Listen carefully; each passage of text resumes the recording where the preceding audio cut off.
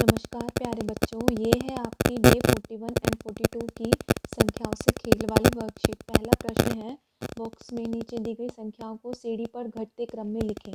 अब देखो, यहाँ पर आपको ये संख्याएं दी गई हैं और ये जो सीढ़ियाँ बनाई गई हैं इनमें आपको घटते क्रम में लिखना है। यानी सबसे ऊपर वाली सीढ़ी पे सबसे बड़ा नंबर, फिर उसके नीचे वाली सीढ़ी पे उससे छोटा, फिर इससे छोटा आएगा, लास्ट में सबसे छोटा आएगा। आपको इस क्रम में लिखना है। अब देखो, पहला हमें ये दो नंबर लिख कर दे रखे हैं, 82 और 65 लिख कर दे रखे हैं। अब 65 से छोटा कौन सा है? 45। इसके बाद देखो कौन सा है? 16। फिर आखिर में सबसे छोटा कौन सा है बच्चों? 9। इस तरीके से आपको ये पैटर्न पूरे करने हैं। अगला देखो 20 के बाद कौन सा है?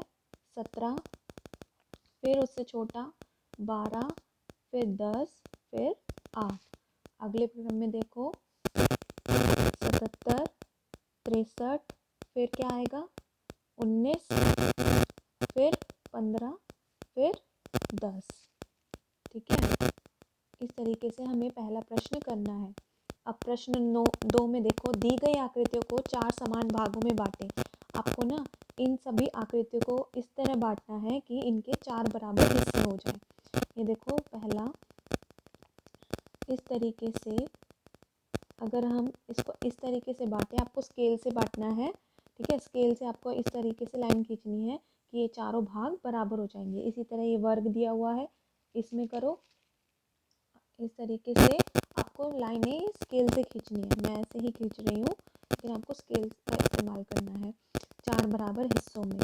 इसी तरह इसको ऐसे बांट के देखो, ये भी 4 बराबर भागों में बट जाएगा। इस वाली आकृति को देखो,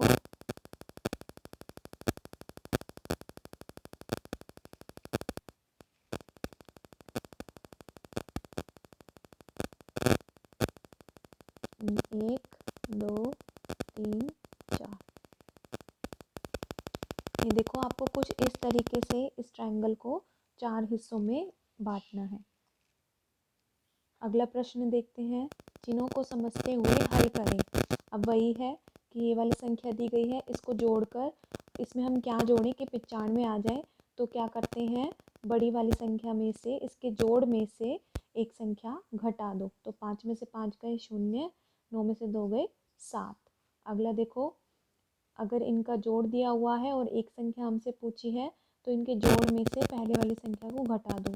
तो 9 में से 8 गया 1 और 9 में से 7 गए 2। अगर आपको ये चेक करना है कि आपका आंसर ठीक है, तो आप इनको फिर से जोड़ के देखो कि 8 और 1 9, 7 और 2 9। अगर यही आता है तो इसका मतलब आपका आंसर ठीक है। अभी देखो, 75 में से हमने क्या घटाया कि 18 आ जाए। तो वो कैसे करेंगे, अगर दो नंबर का डिफरेंस दे रखा है और उनमें से एक संख्या दे रखी है, तो जो भी बड़ी संख्या है उसमें से ये वाला इसका अंतर घटा दो। तो 15 में से 8 गए, कितना आएगा? 7। फिर यहाँ पर 6 हो जाएगा, 6 में से 1 गया 5। आप इसको चेक करने के लिए फिर से घटा कर भी देख सकते हो, तो आपका यही आंसर आएगा। अभी देखो, इसमें भी 87 में से क्या घटाएं कि 19 आ जाए। तो बड़ी वाली संख्या में से इनका डिफरेंस घटा दो, इनका जो भी अंतर आया है करके वो घटा दो। तो 17 में से 9 गए, कितना आएगा? 8। 7 में से 1 गएगा, तो 7 में से जाएगा तो क्या बचेगा? 6। आप इसको जोड़ के इसको घटा के देखो, 17 में से 8 जाएंगे 9, यहाँ 7 आ जाएगा, 7 में से 6 जाएगा 1। इस तरीके से आपको इस प्रश्न को कंप्लीट करना है। प्रश्न 4 देखो, चिन्हों को समझते हुए हल करें। अब देखो, यहाँ पर इस तरीके की मल्टीप्लिकेशन दी गई है कि 36 को 7 से गुना करेंगे तो क्या आएगा। अगर आप इसको डायरेक्ट नहीं लिख सकते, आप एक रफ कॉपी में इस तरीके से इसको गुना करके देखो। 36 को 7 से गुना करो, देखो 7 6 42, 2 और जो 4 हासिल आ जाएगा यहाँ पर 1, 7 21, 21 में 4 जोड़ दो, कितना आ जाएगा? 25। तो क्या आएगा? 252। इस तरीके से आपको इस क्वेश्चन को हल करना है। देखो, अब 24 को 5 से करना है, रफ कॉपी में इस तरीके से गुना करो। 5 चौक 20, 0 यहाँ पर हासिल आ जाएगा 2, 5 दूनी 10 और 2 12। तो क्या आएगा यहाँ पर? 120। इसी तरह 96 को 8 से भाग करना है, भाग करके देखना आप एक रफ कॉपी में, तो आपको मिलेगा 12।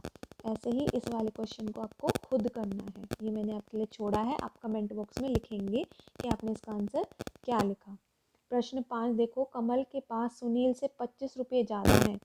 यदि सुनील के पास 30 रुपये हैं तो बताएं कमल के पास कितने रुपये हैं। देखो, कमल के पास सुनील से 25 रुपये ज़्यादा है और सुनील के पास 30 रुपये हैं, ठीक है। तो बताएं कि कमल के पास कितने रुपए हैं। देखो, सुनील से 25 यानी सुनील के पास जितने हैं उसमें 25 जोड़ दो तो कमल के पास जितने रुपए हैं वो आ जाएंगे। तो आप क्या करोगे, 30 में 25 जोड़ो, 0 में 5 जोड़ेंगे 5 और 3 में 2 जोड़ेंगे 5, तो 55 रुपये।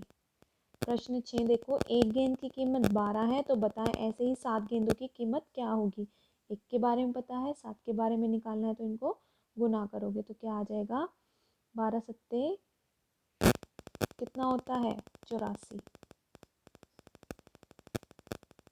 आगे देखो, एक दुकानदार के पास 52 किताबें थी, उसने 39 किताबें बेच दी, तो बताएं कि दुकानदार के पास कितनी किताबें बची।